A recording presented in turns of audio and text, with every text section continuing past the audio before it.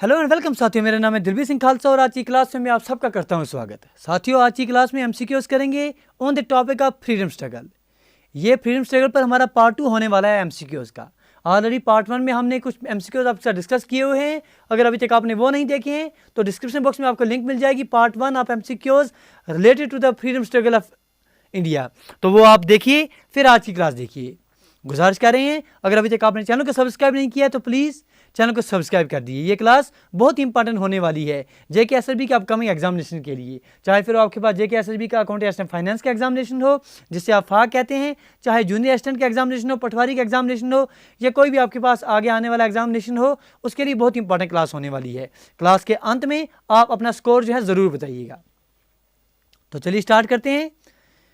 Question number 11 basically आज का पहला क्वेश्चन नंबर 11 है, क्योंकि 1 से लेकर 10 तक पार्ट 1 में हम डिस्कस कर चुके हैं आपके साथ। Which are following incidents forced Mahatma Gandhi to withdraw the non corporation movement. ठीक है जी, नीचे दिए गए कुछ इंसिडेंट्स हैं, आपने बताना है कि ऐसा कौन सा इंसिडेंट्स है, ऐसा कौन सा वाक़या है जिसने महात्मा गांधी जी को मजबूर कर दिया था नॉन कॉर्पोरेशन मूवमेंट को बंद करने के लिए।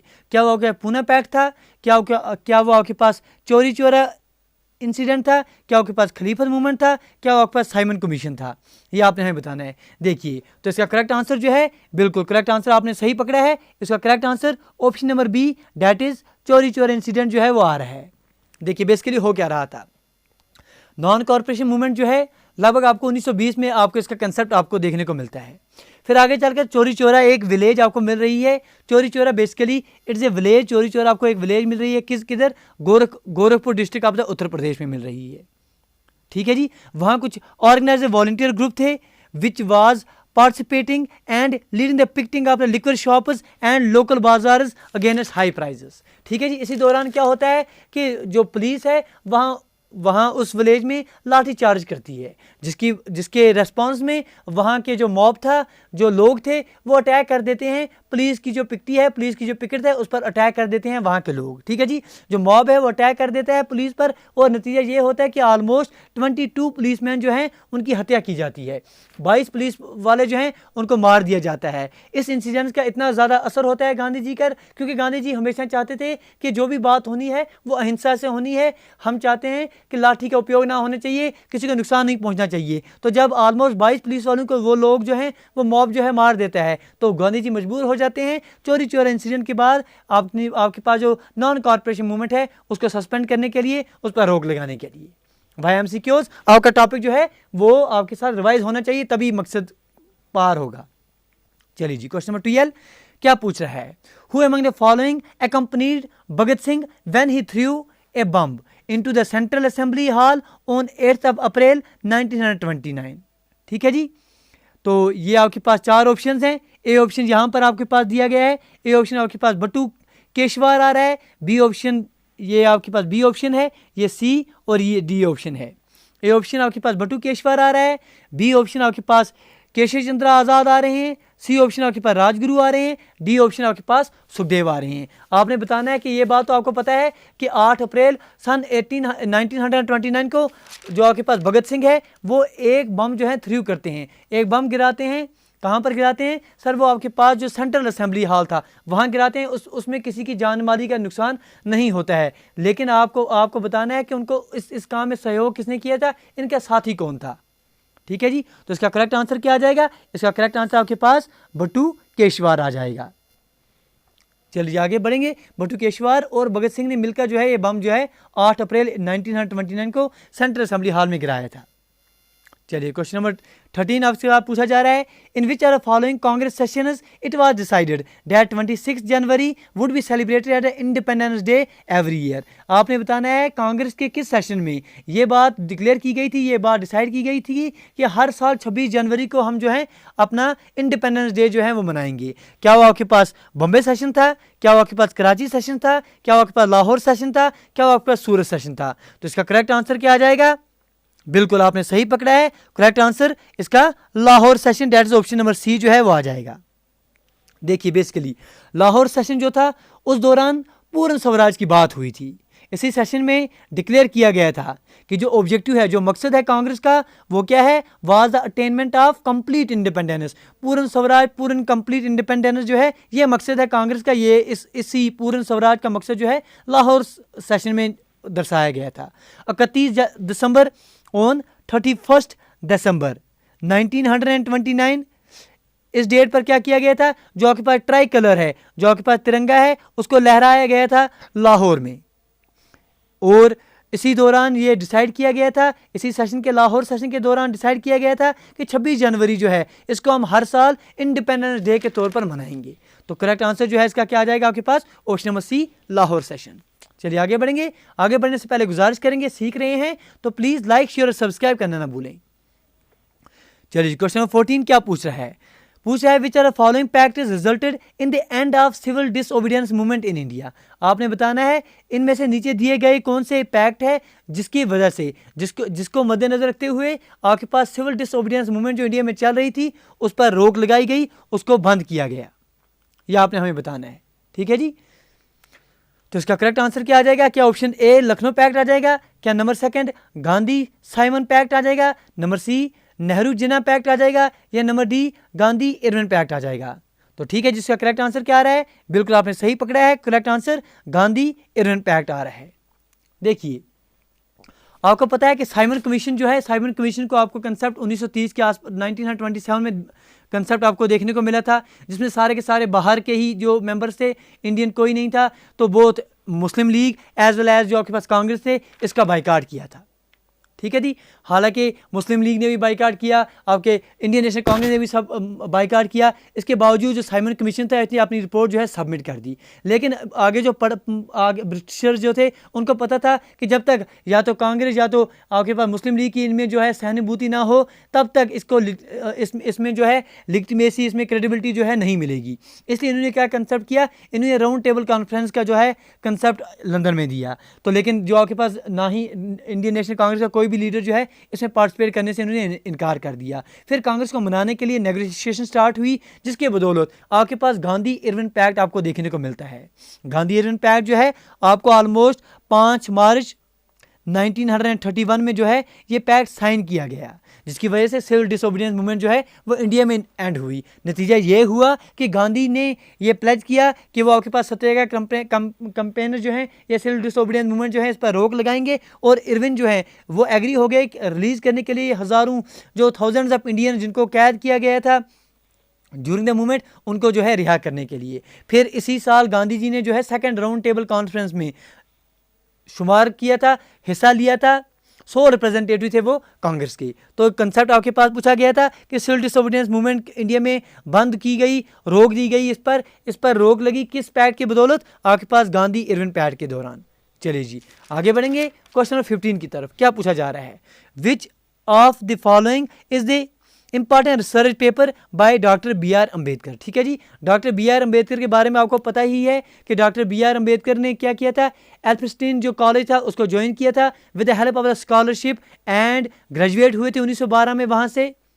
फिर आगे चलकर with the help of a scholarship from Maharaja of Baroda वो गए थे यूनाइटेड स्टेट्स में, और इन्होंने पोस्ट ग्रेजुएट डिग्री जो है हासिल की थी, as well as from the Columbia university इन्होंने जो है ये डिग्री हासिल की थी। Then he went to London to study law and economics. इसी दौरान इनका जो इंपॉर्टेंट रिसर्च पेपर आया था उसका नाम पूछा जा रहा है। क्या वो आपके पास पोवर्टी एंड इंडिया आ रहा था, लेबर्स एंड मास्टर आ रहा है, कास्टर्स इन इंडिया आ रहा है, ट्रेड्स एंड यूनियन आ रहा है। तो इसका करेक्ट आंसर क्या आ जाएगा, option number C, that is castes in India. बहुत ही महत्वपूर्ण पेपर इन्होंने जो है रिसर्च पेपर लिखा था, कास्टर्स इन इंडिया, जिसको आगे चलकर पब्लिश किया गया था इंडियन लैंग्वेज में भी। ठीक है जी, तो casters in India most important paper, most important research paper आपके बी.आर. अम्बेडकर का आ रहा है। चलिए question number 16, the communist party of India was formed by. पूछा जा रहा है कि आप हमें बताइए जो आपके पास CPI है, that is communist party of India जो है इसको किसने बनाया था, इसका वजूद कौन सा, इसके फाउंडर कौन थे इंडिया में। ठीक है जी, क्या वो आपके पास M.N. रॉय हैं, क्या आपके पास अबानी मुखर्जी हैं, क्या वो MPT आचार्य हैं, या ऑल ऑफ दीज। अगर आप जल्दी में देखेंगे, अगर आपने ऊपर से ये एग्जामिनेशन में ऐसा ही होता है कि आप देखेंगे कम्युनिस्ट पार्टी ऑफ इंडिया, हाँ जी इसकी संगठन किसने की थी, इसके फाउंडर कौन थे, आप बोलेंगे सर इसका जो फाउंडर है वो MN रॉय है, आप टिक करेंगे, लेकिन आपका जो है नेगेटिव मार्किंग 0.25 नेगेटिव हो जाएंगे, क्योंकि इसका करेक्ट आंसर जो है MN रॉय ने की थी, लेकिन इनके साथ ही अबानी मुखर्जी, MPT आचार्य और इसके साथ साथ मोहम्मद अली, मोहम्मद शिफाक, ये भी साथ है जब इसकी फॉर्मेशन हुई थी ताशकंद उज़्बेकिस्तान में, अक्टूबर 1920 का कंसेप्ट है। तो ये सारों के सारे जो हैं इसके आ रहे हैं, तो करेक्ट आंसर क्या आ जाएगा, option number D, that's all of these, क्योंकि जो आपके पास कम्युनिस्ट पार्टी ऑफ इंडिया है इसकी शुरुआत इन सब के दौरान की जाती है। फिर आगे चलकर इंडिया में अगर आप देखेंगे, CPI was formally founded in Indian soil in 1925 इन बॉम्बे। हालांकि अक्टूबर 2020 में 1920 में उज़्बेकिस्तान में इसकी शुरुआत की जाती है इनके द्वारा, लेकिन इंडियन सॉइल पर इसकी शुरुआत जो है 1925 में बॉम्बे में होती है। ये चीज़ें आपने याद रखनी है।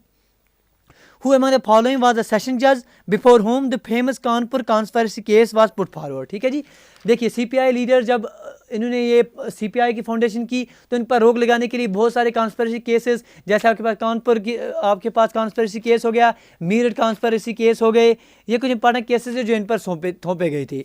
तो आपको बताना है कि जो one of the most important conspiracy case आपके पास कानपुर कॉन्स्पिरेसी केस आ रहा है।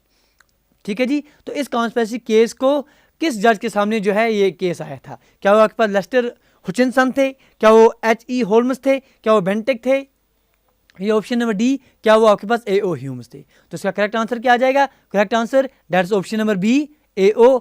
होल्मस आ रहा है। ठीक है जी, A.O. होल्मस वही जज थे who had earned notoriety while serving as the sessions judge of Gorakhpur for awarding death sentence to 172 peasants for their involvement in the चोरी चोरा केस। ये जो आपके पास H.E. होल्मस है ये वही जज थे जिन्होंने लगभग 172 लोगों को सजाए मौत की सज़ा दी थी चोरी चोरा इंसिडेंट के बाद। गोरखपुर जो आपके पास उत्तर प्रदेश में आपने पढ़ा, हमारे साथ अभी चोरी चोरा का आपको कंसेप्ट देखने को मिला था, गोरखपुर डिस्ट्रिक्ट आपको मिला था उत्तर प्रदेश में। तो वहाँ के ऑलमोस्ट 172 लोगों को इन्होंने मौत की सज़ा का फरमान दिया था, यही वो जज थे। तो यही जो H.E. होल्मस है इन्हीं के पास जो है conspiracy case, Kanpur conspiracy case जो है इसके पास आता है। तो ये आपने याद रख लेना है। चलिए, सीख रहे हैं तो प्लीज़ लाइक, शेयर और सब्सक्राइब करना ना भूलें, क्योंकि आपकी जो सपोर्ट है बस हमारे लिए वही मोटिवेशन का काम कर रही है। चलिए जी, क्वेश्चन नंबर 18 पूछा जा रहा है during the famous Meerut conspiracy case. ठीक है जी, मोस्ट इंपॉर्टेंट केस अगर आप देखेंगे तो one of the most important cases जो CPI लीडर्स पर लग रहा है उनमें मीरठ कॉन्स्पिरेसी केस सबसे ज़्यादा मशहूर हुआ था। ठीक है जी, इस दौरान बोल रहा है कि अलॉन्ग विद अदर्स, बाकियों के साथ साथ 3 ब्रिटिश कम्युनिस्ट लीडर जो हैं उनको भी अरेस्ट किया गया था। आपने बताना है, नीचे 4 ऑप्शन दिए गए हैं, 4 में से एक ऑप्शन जो है वो नहीं है। वो ऐसा कौन सा ऑप्शन है जो उन 3 कम्युनिस्ट लीडर्स में से एक नहीं है? क्या वो क्या फिलिप स्प्रैड थे जो नहीं थे? क्या वो बेन ब्रैडली थे जो इनमें से एक नहीं थे? क्या वो लेस्टर हुचिनसन थे क्या जो एक नहीं थे? क्या वो आपके पास रोमन रोलार्ड थे जो एक नहीं थे? तो आप अगर देखेंगे Philip Spratt, he was one of the 3 British communists who were arrested during the famous Meerut conspiracy case. जो बैन बेरेडे थे वो भी आपके पास एक आ रहे थे, और लेस्टर जो थे, लेस्टर हुचिनसन वो तीसरे थे। तो ये 3 आ रहे थे, लेकिन जो आपके पास रोमन रोनाल्ड हैं ये नहीं थे। ठीक है, रोमन रोनाल्ड इनके लिए जो है आवाज़ उठाई थी। Romain Rolland as well as Albert Einstein ने जो है इनकी सपोर्ट में आवाज़ उठाई थी। ये बात आपने याद रख लेनी है, क्योंकि ये तीनों जो थे ये बाहर के थे, नॉन इंडियन थे, ब्रिटिशर्स थे। तो इनको जो है ये इंटरनेशनल मुद्दा बन गया था, इसलिए आपके पास Albert Einstein as well as जो रोमन रोनाल्ड थे उन्होंने इनके पक्ष में जो है आवाज़ उठाई थी। ये चीज़ें आपने याद रख लेनी है। चलिए, क्वेश्चन नंबर 19 क्या पूछा जा रहा है? पूछा जा रहा है कि Hindustan Republic association was founded by. ठीक है, ये क्वेश्चन ऐसे क्वेश्चन आपके एग्जामिनेशन जब आते हैं आप बोलेंगे सर हिंदुस्तान HRA आ रहा है जी, हमने कुछ ऐसा पढ़ा था भगत सिंह के रिलेटेड, आप टिक करेंगे ए को तो आपका आंसर जो है क्रॉस हो जाएगा। क्योंकि बेसिकली आपके पास जो भगत सिंह है उनके द्वारा हिंदुस्तान रिपब्लिक एसोसिएशन की शुरुआत नहीं की जा रही है, वो शुरुआत की जा रही है Sachin Sanyal as well as जोगेश चटर्जी के द्वारा। तो इसका जो करेक्ट आंसर है वो ऑप्शन नंबर डी आ जाएगा। देखिए, बेसिकली हो क्या रहा था, जो आपके पास हिंदुस्तान रिपब्लिक एसोसिएशन है इसकी शुरुआत, इसके फाउंडर अगर आप देखेंगे सचिन सन्याल एंड जोगेश चटर्जी आ रहे हैं। इसको फिर रिकॉग्नाइज करा गया इन सितंबर 1928 में as Hindustan socialist republican association HSRA में।